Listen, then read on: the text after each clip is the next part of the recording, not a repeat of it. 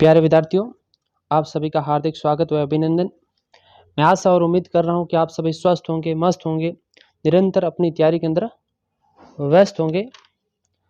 आज का पहला क्वेश्चन, आबू के अभिलेख के लेखक कौन है? आबू का अभिलेख जो मुख्यतः 1230 ईस्वी के अंदर लिखा गया था और इस प्रशस्ति के लेखक माने जाते हैं शुभचंद्र, इसके लेखक माने जाते हैं। यहाँ इस शुभचंद्र का एक और नाम है सोमेश्वर देव या शुभचंद्र। आबू के अभिलेख या कह सकते हैं नेमिनाथ के अभिलेख के नाम से जाना जाता है, जो कि 1230 ईस्वी के अंदर लिखे गए थे। और ये परमार राजाओं के बारे में जानकारी देते हैं। कौन से राजाओं के बारे में? परमार राजाओं के बारे में। इसमें वास्तुपाल व तेजपाल से संबंधित कुछ विशेष जानकारी मिलती है। अगला क्वेश्चन, शुद्धोत्सव के लेखक कौन है? इसके लेखक है सोमेश्वर। अगला क्वेश्चन, राय सिंह की प्रशस्ति का संबंध निम्नलिखित में से किससे है? राय सिंह की प्रशस्ति बीकानेर के शासकों से संबंधित है और ये राय सिंह प्रशस्ति 1594 ईस्वी के अंदर इसका काल माना जाता है और ये राय सिंह के समय लिखी गई थी। और इसके जो लेखक माने जाते हैं राय सिंह प्रशस्ति जयिता, इसके लेखक माने जाते हैं। और ये मुख्य रूप से बीकानेर के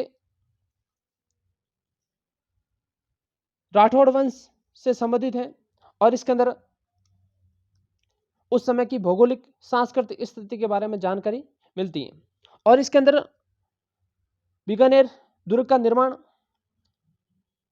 राय सिंह के एक मंत्री करमचंद के द्वारा करवाया गया, उसका भी उल्लेख इसके अंदर मिलता है। और बीकानेर दुर्ग को लाल पत्थरों से निर्मित होने के कारण इसे लालगढ़ भी कहा जाता है और इस दुर्ग का दूसरा नाम जूनागढ़ भी है।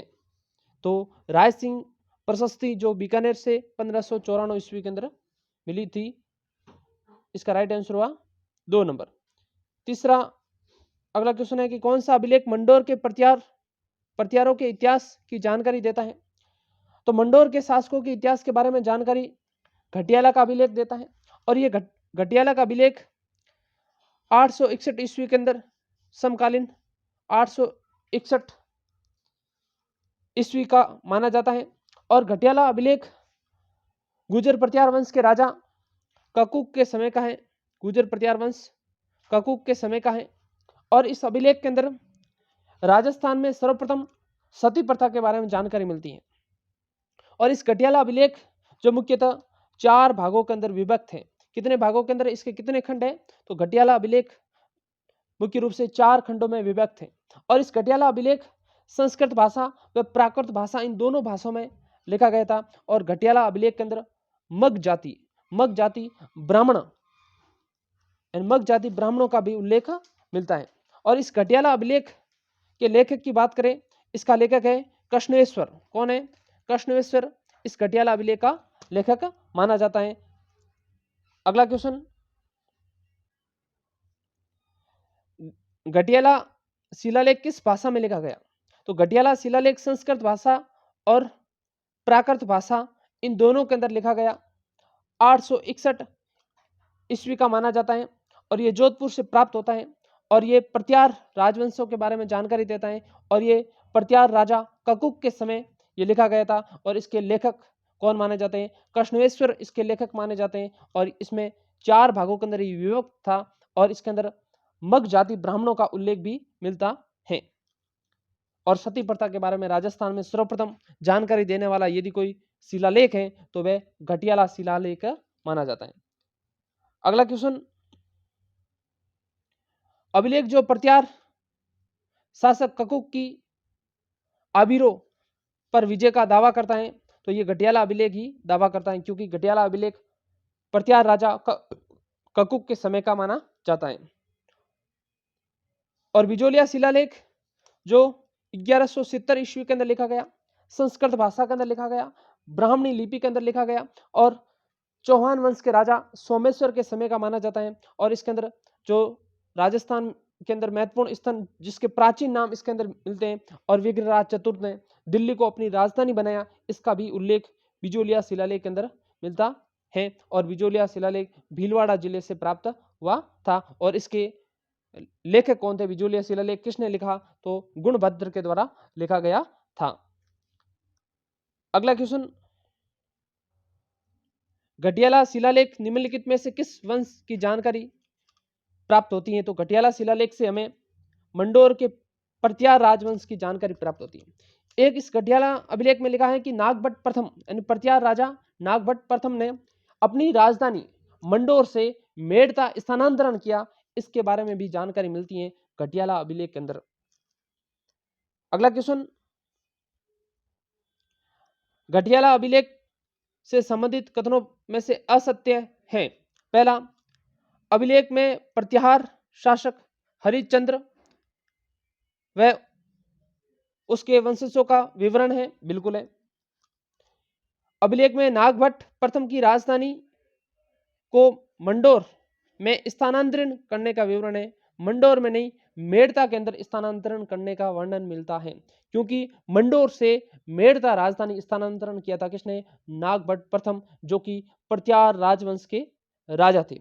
अगला है कि अभिलेख में मग जातियों के ब्राह्मणों का उल्लेख मिलता है। जी हाँ, हमने अभी देखा था कि मग जाति जो एक ब्राह्मण जाति थी वो उसका भी उल्लेख मिलता है। और ये अभिलेख मुख्यतः 4 भागों के अंदर विभक्त है, यानी 4 लेखों का एक समूह माना जाता है। ये भी कथन सही है। पूछा कौन सा? असत्य। असत्य कौन सा? 2 नंबर का। इसका राइट आंसर हुआ 2 नंबर का। अगला क्वेश्चन,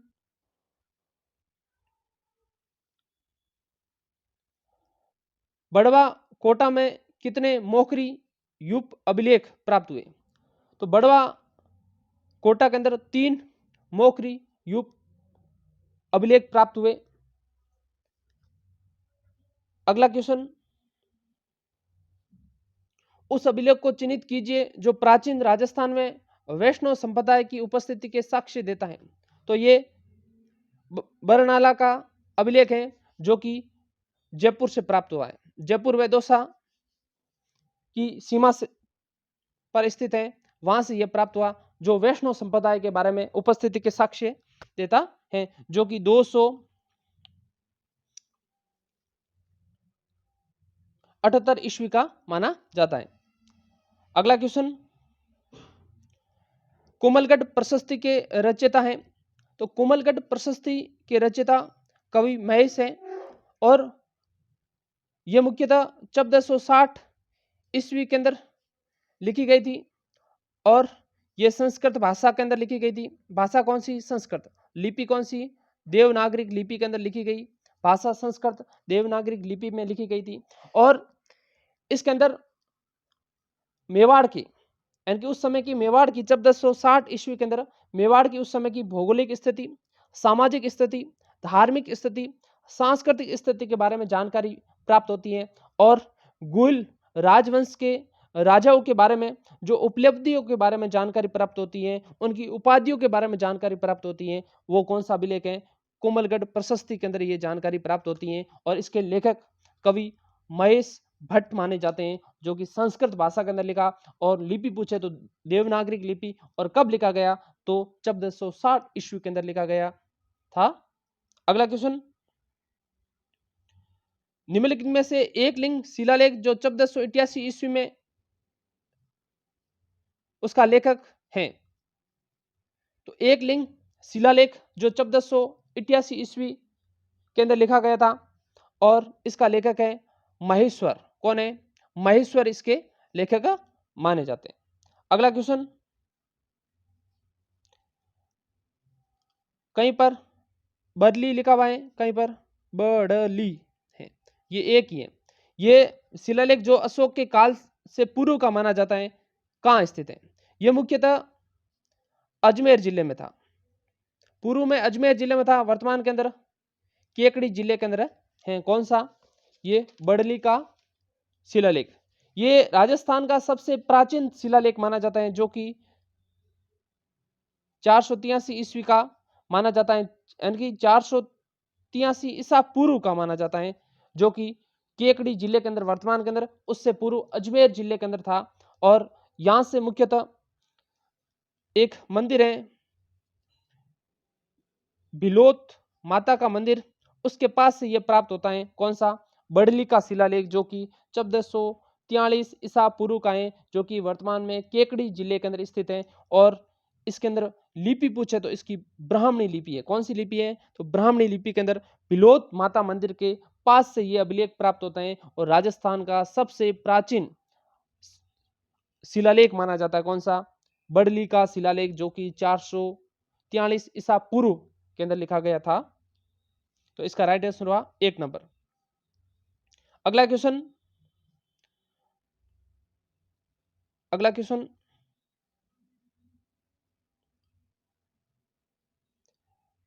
बर्डली स्टोन एपिग्राफ शिलालेख चिन्हित किया गया है।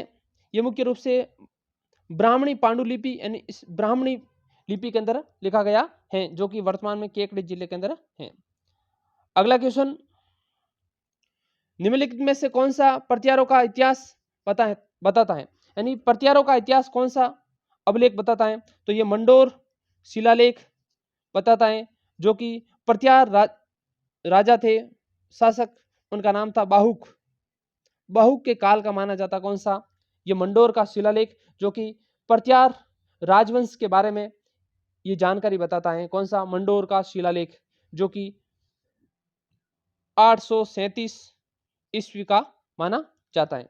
और इसमें कहा जाता है कि गुजर प्रतिहार वंश के जो राजा होते थे, वह इस अभिलेख में कहा है कि विष्णु व शिव की पूजा करते थे, शिव व विष्णु की पूजा भी करते थे।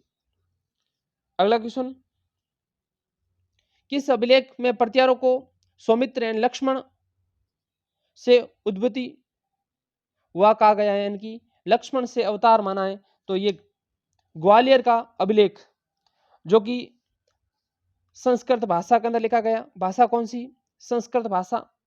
और लिपि कौन सी? तो ब्राह्मणी लिपि। और कौन से राजा के समय लिखा गया? तो ये मिहिर भोज फेस्ट के समय लिखा गया। और कब लिखा गया? 880 ईस्वी में लिखा गया। और इसके लेखक कौन थे? तो ये लेखक थे बालादित्य थे। तो ग्वालियर अभिलेख, जो कि गुजर प्रतिहारों को लक्ष्मण से उत्पत्ति मानता है, और ग्वालियर अभिलेख संस्कृत भाषा के अंदर लिखा गया। लिपि पूछे तो आपका आंसर होगा ब्राह्मणी लिपि। कब लिखा गया? 880 ईस्वी में लिखा गया। अच्छा, कौन से राजा के समय लिखा? तो आपका आंसर होगा मीर भोज फेस्ट के समय लिखा। अच्छा, इसके लेखक कौन थे? तो बालादित्य इसके लेखक थे। अगला क्वेश्चन, हाड़ी रानी कर्मावती द्वारा जौहर में प्रवेश करते समय दिए गए भूमि अनुदान की जानकारी का स्रोत कौन सा है? यानी कि चित्तौड़ के 3 शाखे हुए थे, उसमें से दूसरे शाखा 1534-35 में हुआ था। और उस समय हाड़ी रानी कर्मावती ने जौहर किया था। और उस समय जो भूमि अनुदान की जानकारी का यानी कि जो प्राप्ति का स्रोत है, वह पूर्व के ताम्रपत्र से जानकारी मिलती है। और ये पूर्व के ताम्रपत्र ये 1535 ईस्वी का माना जाता है। और कहा जाता है कि बहादुर शाह फर्स्ट ने चित्तौड़ पर आक्रमण किया था। उस समय राजपूत राजाओं ने केसरिया किया था और राजपूत रानियों ने, स्त्रियों ने मुख्यतः जौहर किया था। उस जौहर की जानकारी और उस समय कर्मावती ने जो भूमि अनुदान लिया था, उसकी जानकारी का स्रोत माना जाता है, पूर्व के ताम्र पत्र के अंदर मिलती है। अगला क्वेश्चन, किसानों से वसूल की जाने वाली विविध लाग बागों का उल्लेख निम्न में से प्राप्त होता उल्लेख किस में प्राप्त होता है? तो ये चिखली ताम्रपत्र, जो कि 1483 ईस्वी का है, इसके अंदर मुख्य रूप से किसानों द्वारा उस समय के जो राजाओं के द्वारा वसूली जाने वाली लाग बाग का उल्लेख मिलता है। कौन सा? चिखली ताम्रपत्र। जो कि उदयपुर से प्राप्त हुआ। कहां से प्राप्त हुआ? उदयपुर से प्राप्त हुआ था। और पूर्व ताम्र पत्र जो 1535 ईस्वी के अंदर, इसमें रानी कर्मावती ने जो जौहर किया था उसका उल्लेख मिलता है। अगला क्वेश्चन, पाशुपत संप्रदाय से संबंधित गुरु विश्व स्वरूप का उल्लेख किस में मिलता है? तो पाशुपत संप्रदाय से संबंधित हर्ष का शिलालेख, इसके अंदर इसकी जानकारी मिलती है। और ये हर्षनाथ का प्रशस्ति, उसे बोलते हैं हर्षनाथ की प्रशस्ति। और ये 973 ईस्वी का माना जाता है। और ये मुख्य रूप से राजा अलट के समय इसका निर्माण हुआ था, यानी कि लिखा गया था। और इसके अंदर चौहान राजवंश की उपलब्धियों और पाशुपत संप्रदाय के संबंधित जानकारी प्राप्त होती है। इसमें चौहान शासक विग्रहराज के समय की भी जानकारी प्राप्त होती है। इसका राइट आंसर होगा 1 नंबर। अगला क्वेश्चन, महाराणा कुंभा के समय का प्राचीनतम ज्ञात अभिलेख जो विक्रमी संवत 1490 में प्राप्त होता है, कहां से प्राप्त होता है? वह पदराड़ा गांव से प्राप्त होता है। और ये कहां है? उदयपुर में। इसका राइट आंसर होगा 4 नंबर का। अगला क्वेश्चन, निम्नलिखित अभिलेखों का सही काल क्रम यानी अवरोही क्रम में व्यवस्थित करें, यानी कि पहले कौन सा हुआ, उसके बाद में कौन सा हुआ, उसके बाद में कौन सा हुआ। तो इसके अंदर जो बिजोलिया शिलालेख है, ये मुख्य रूप से अभिलेख है, ये 1170 ईस्वी का माना जाता है। और घोसुंडी शिलालेख दूसरी शताब्दी का माना जाता है। और ये बचकुला शिलालेख अभिलेख ये 815 ईस्वी का माना जाता है। और नेमिनाथ ये मुख्य रूप से 1230 ईस्वी का माना जाता है।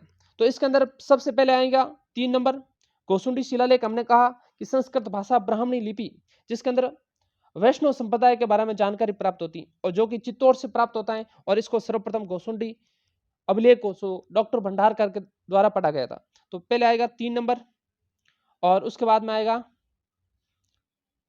4 नंबर, 3 के बाद में 4, और 4 के बाद में आएगा 1 नंबर, और उसके बाद में आएगा 2 नंबर। तो इसका राइट आंसर हुआ 2 नंबर का।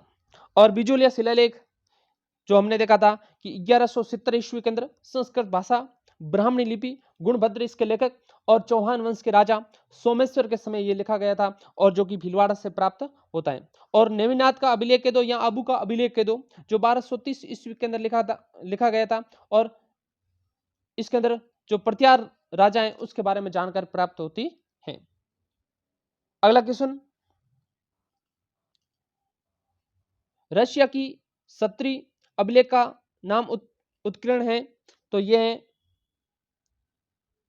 इसका आंसर कौन सा हुआ? तो इसका आंसर हुआ नरवर्मा गोहिल के द्वारा यह लिखा गया था। इसका राइट आंसर हुआ 1 नंबर का। अगला क्वेश्चन, कौन सा अभिलेख चित्तौड़ के प्रारंभिक इतिहास पर प्रकाश डालता है? तो ये मानमौरी का अभिलेख जो कि 713 ईस्वी के अंदर लिखा गया, एक स्तंभ पर लिखा गया था। और इसके अंदर मौर्य राजा चित्रांग मौर्य के द्वारा चित्तौड़गढ़ दुर्ग का निर्माण कराया, इसका भी उल्लेख इसी के अंदर मिलता है। और इसकी सर्वप्रथम खोज डॉक्टर कर्नल जेम्स टोड के द्वारा इसकी खोज की। किसने की थी? कर्नल जेम्स टोड ने। और कहा जाता है कि कर्नल जेम्स टोड इसको इंग्लैंड लेके जा रहा था, और समुद्र के अंदर जब असंतुलन होने के कारण, समुद्र के अंदर जहाज के अंदर असंतुलन होने के कारण इसे समुद्र के अंदर फेंक दिया गया था। और इसके जो लेखक माने जाते हैं, लिखा गया था पुष्य के द्वारा लिखा गया। इसके लेखक कौन थे? पुष्य के द्वारा इसको लिखा गया था। अगला क्वेश्चन, मानमौरी शिलालेख राजस्थान के किस क्षेत्र से संबंधित है? तो ये चित्तौड़गढ़ जिले से संबंधित है। और चित्तौड़ का निर्माण चित्रांग मौर्य ने करवाया था, इसका भी उल्लेख मिलता है। शिलालेख प्रशस्ति उनके उत्कीर्ण वर्ष के सही जोड़े हैं। अचलेश्वर शिलालेख 1285 ईस्वी के अंदर लिखा गया, बिल्कुल सही है।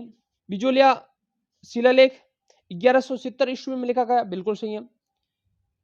चिरवा शिलालेख, और चिरवा शिलालेख हमने देखा था 1273 ईस्वी के अंदर लिखा गया था, ये गलत हो गया। और कुंभलगढ़ प्रशस्ति जो कि 1460 ईस्वी के अंदर लिखी गई थी, इसका आंसर हुआ 2 नंबर का, 1 सही, 2 सही और 4 नंबर सही। आज के लिए इतना ही, और क्लास अच्छी लगी हो तो लाइक करना, शेयर करना, कमेंट करना। Thank you.